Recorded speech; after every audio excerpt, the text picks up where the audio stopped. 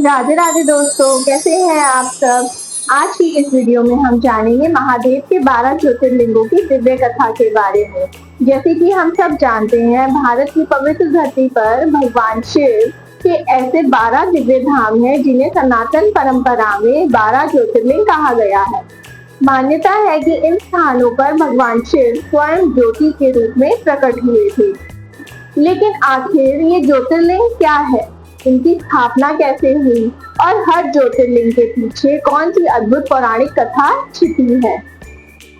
आज की इस वीडियो में हम जानेंगे कि महादेव के सभी 12 ज्योतिर्लिंगों की कथा क्या है, उनका महत्व और उनसे जुड़ी प्रसिद्ध मान्यताएं क्या है। तो आइए श्रद्धा से बोलिए हर हर महादेव। हमारी यात्रा शुरू होती है गुजरात के प्रभास क्षेत्र से, जहां विराजमान है भगवान शिव का पहला ज्योतिर्लिंग सोमनाथ। पौराणिक कथा के अनुसार चंद्रदेव का विवाह दक्ष प्रजापति की 27 पुत्रियों से हुआ था। ये 27 पुत्रियां 27 नक्षत्रों का प्रतीक मानी जाती है। लेकिन चंद्रदेव का प्रेम केवल रोहिणी के प्रति अधिक था। इससे उनकी अन्य पत्नियां दुखी हुई और उन्होंने अपने पिता दक्ष से शिकायत की। दक्ष ने चंद्रदेव को सभी पत्नियों के साथ समान व्यवहार करने के लिए कहा, लेकिन जब चंद्रदेव नहीं बदले तो दक्ष ने उन्हें क्षीण होने का श्राप दे दिया। चंद्रदेव का तेज धीरे धीरे कम होने लगा। तब उन्होंने भगवान शिव की कठोर आराधना की। उनकी भक्ति से प्रसन्न होकर भगवान शिव प्रकट हुए और चंद्रदेव को श्राप से राहत प्रदान की। इसी कारण भगवान शिव यहाँ सोमनाथ अर्थात सोम यानी चंद्रमा के नाथ के रूप में पूजे जाते हैं। दूसरा ज्योतिर्लिंग है मल्लिकार्जुन, जो श्रीशैल पर्वत पर स्थित माना जाता है। इससे जुड़ी प्रसिद्ध कथा भगवान शिव और माता पार्वती के पुत्रों कार्तिकेय और गणेश से संबंधित है। कथा के अनुसार विवाह को लेकर दोनों भाइयों के बीच प्रसंग आया कि जो पहले संसार की परिक्रमा करके लौटेगा उसका विवाह पहले किया जाएगा। कार्तिकेय अपने वाहन मोर पर बैठकर संसार की यात्रा पर निकल गए और गणेश जी ने अपने माता पिता भगवान शिव और माता पार्वती की परिक्रमा की और कहा कि माता पिता ही उनके लिए पूरा संसार है। गणेश जी की इस बुद्धिमत्ता से प्रसन्न होकर उनका विवाह पहले हुआ। जब कार्तिकेय लौटे और उन्हें ये पता चला तो वे क्रोधित हो गए, श्रीशैल पर्वत की ओर चले गए। माता पिता अपने पुत्र के प्रति प्रेम के कारण वहां पहुंचे। इसी परंपरा से श्रीशैल में भगवान शिव के मल्लिकार्जुन स्वरूप की महिमा जुड़ी हुई मानी जाती है। तीसरा ज्योतिर्लिंग है मध्य प्रदेश के उज्जैन में स्थित महाकालेश्वर। यहाँ भगवान शिव को महाकाल कहा जाता है, अर्थात काल के भी काल। प्रचलित कथा के अनुसार उज्जैन में एक धर्मात्मा ब्राह्मण और उनके पुत्र भगवान शिव की भक्ति करते थे। उस स्थान पर उस समय एक शक्तिशाली असुर ने वहां के लोगों को परेशान करना शुरू कर दिया। भक्तों ने भगवान शिव से रक्षा की प्रार्थना की। अपने भक्तों की पुकार सुनकर भगवान शिव प्रकट हुए और उस असुर का अंत किया। इसके बाद भक्तों के अनुरोध पर भगवान शिव उज्जैन में महाकाल रूप में विराजमान हुए। इसीलिए महाकालेश्वर को भक्तों का रक्षक और काल पर विजय का प्रतीक माना जाता है। चौथा ज्योतिर्लिंग है ओंकारेश्वर। नर्मदा नदी के बीच स्थित मंदाता द्वीप को परंपरा में ओम के आकार से जोड़ा जाता है।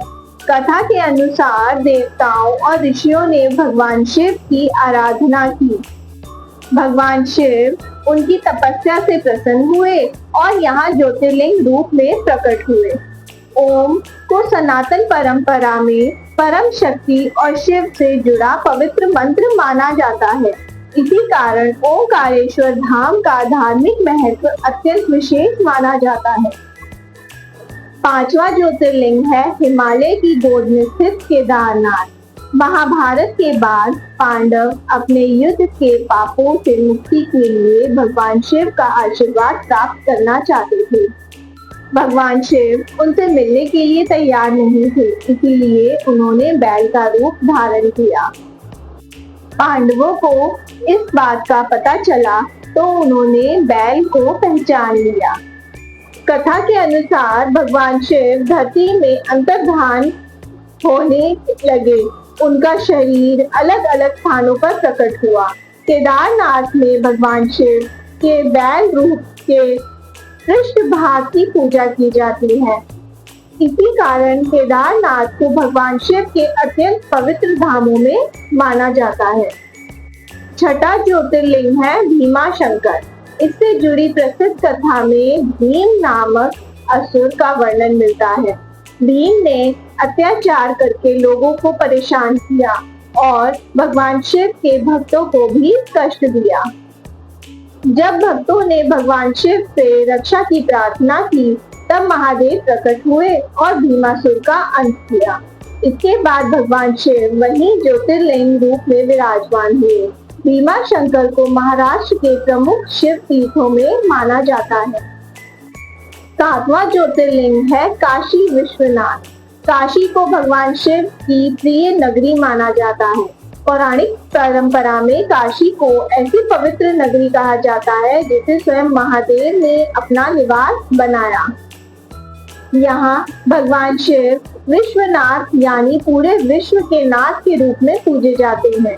गंगा के किनारे स्थित काशी में सुबह से लेकर रात तक शिव भक्ति का अद्भुत वातावरण दिखाई देता है। हर हर महादेव की गूंज और गंगा आरती काशी की आध्यात्मिक पहचान बन चुकी है। इसीलिए काशी विश्वनाथ करोड़ों श्रद्धालुओं के लिए आस्था का महान केंद्र है। आठवां ज्योतिर्लिंग है त्र्यंबकेश्वर, जो नासिक के पास ब्रह्मगिरी पर्वत क्षेत्र में स्थित है। इस ज्योतिर्लिंग की कथा गौतम ऋषि और गंगा के पृथ्वी पर आने से जुड़ी मानी जाती है। कथा के अनुसार गौतम ऋषि ने कठोर तपस्या की और भगवान शिव से प्रार्थना की कि पवित्र नदी गंगा इस क्षेत्र में आए।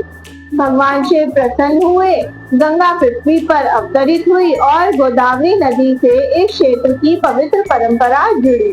त्र्यंबकेश्वर में भगवान शिव की उपासना विशेष रूप से की जाती है और यह स्थान गोदावरी के उद्गम क्षेत्र से भी जुड़ा है। नौवां ज्योतिर्लिंग है वैद्यनाथ। इसकी कथा रावण की भगवान शिव के प्रति अत्यंत कठोर भक्ति से जुड़ी हुई बताई जाती है।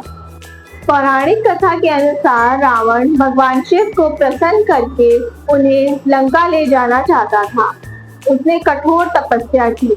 भगवान शिव प्रसन्न हुए और उसे वरदान दिया, लेकिन एक शर्त रखी कि शिवलिंग को मार्ग में कहीं भूमि पर नहीं रखना होगा। कथा के अनुसार रास्ते में शिवलिंग को भूमि पर रख दिया गया तो वह वहीं स्थापित हो जाएगा। इसी परंपरा से वैद्यनाथ धाम की कथा जुड़ी हुई मानी जाती है। हालांकि विभिन्न धार्मिक परंपराओं में इस ज्योतिर्लिंग के स्थान को लेकर मतभेद भी मिलते हैं, इसलिए इसे श्रद्धा और परंपरा के संदर्भ में समझना उचित है। 10वां ज्योतिर्लिंग है नागेश्वर। इसकी प्रसिद्ध कथा एक शिव भक्त नामक व्यापारी और दारुक नामक राक्षसी से जुड़ी हुई बताई जाती है। कथा के अनुसार भक्तों को कष्ट दिया गया और उन्हें बंदी बना लिया गया। उनमें एक शिव भक्त लगातार भगवान शिव का स्मरण करता रहा। उसकी भक्ति से प्रसन्न होकर भगवान शिव प्रकट हुए और भक्तों की रक्षा की। इसी परंपरा से नागेश्वर ज्योतिर्लिंग की महिमा जुड़ी हुई है। नागेश्वर नाम स्वयं भगवान शिव के नागों से जुड़े स्वरूप की याद दिलाता है। 11वां ज्योतिर्लिंग है रामेश्वरम। ये ज्योतिर्लिंग भगवान श्री राम की कथा से जुड़ा हुआ माना जाता है। रामायण की परंपरा के अनुसार लंका जाने से पहले श्री राम ने समुद्र के तट पर भगवान शिव की पूजा की। उन्होंने भगवान शिव से विजय और आशीर्वाद की प्रार्थना की। इसी परंपरा से रामेश्वरम को भगवान शिव और श्री राम की भक्ति के अद्भुत संगम के रूप में देखा जाता है। ये धाम भारत के 4 प्रमुख धामों में भी गिना जाता है और दक्षिण भारत का अत्यंत महत्वपूर्ण तीर्थ है। और अब हमारी यात्रा पहुंची है 12वें ज्योतिर्लिंग पर, जो कि है गृहेश्वर ज्योतिर्लिंग। इसकी प्रसिद्ध कथा भूष्मा नाम की एक परम शिव भक्त महिला से जुड़ी है। कथा के अनुसार भूष्मा प्रतिदिन भगवान शिव की पूजा करती थी और अनेक शिवलिंग बनाकर उनकी आराधना करती थी। उनकी भक्ति और श्रद्धा की परीक्षा एक कठिन परिस्थितियों में हुई, लेकिन उन्होंने भगवान शिव पर अपना विश्वास नहीं छोड़ा। उनकी अटूट भक्ति से प्रसन्न होकर भगवान शिव प्रकट हुए और उन्हें आशीर्वाद दिया। भक्त की प्रार्थना पर भगवान शिव वहीं ज्योतिर्लिंग रूप में विराजमान हुए। इसी कारण गृहेश्वर को 12वां ज्योतिर्लिंग माना गया है। तो दोस्तों, ये थे महादेव के 12 ज्योतिर्लिंग: सोमनाथ, मल्लिकार्जुन, महाकालेश्वर, ओंकारेश्वर, केदारनाथ, भीमाशंकर, काशी विश्वनाथ, त्र्यंबकेश्वर, वैद्यनाथ, नागेश्वर, रामेश्वरम और गृहेश्वरम। इन सभी धामों की कथाएं हमें एक ही संदेश देती हैं: भक्ति में शक्ति है, श्रद्धा में विश्वास है और भगवान शिव अपने भक्तों की पुकार अवश्य सुनते हैं। अगर आपको महादेव की ये दिव्य कथाएं पसंद आई हो तो वीडियो को लाइक एंड शेयर जरूर करें, और अगर अभी तक आपने चैनल को सब्सक्राइब नहीं किया है तो वो भी करें। और हाँ, कमेंट में श्रद्धा से जरूर लिखिएगा ओम नमः शिवाय या हर हर महादेव।